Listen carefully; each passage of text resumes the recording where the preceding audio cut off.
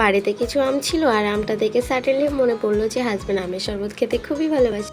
তাই দেরি না করে ওর জন্য চটজলদি শরবত রেডি করতে লাগলাম। আমের খোসাগুলো একটু বাদিয়ে বাদিয়ে কেটে তারপর পানির মধ্যে ভিজিয়ে দিব। এরপর আমগুলোকে আমি স্লাইসভাবে কেটে নেব।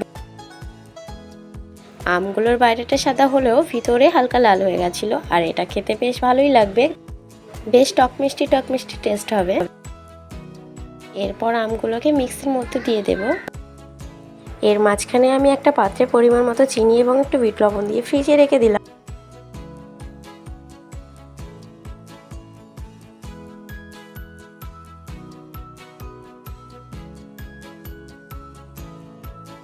আমার রেডি হয়ে গেল আমের পেস্ট।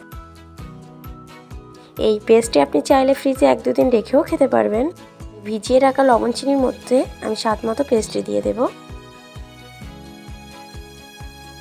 এই রেডি হয়ে গেল আমার আমের শরবত।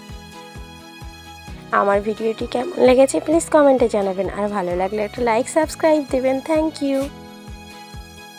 আর শরবতটি খাওয়ার পর আমার হাজব্যান্ড যা বলল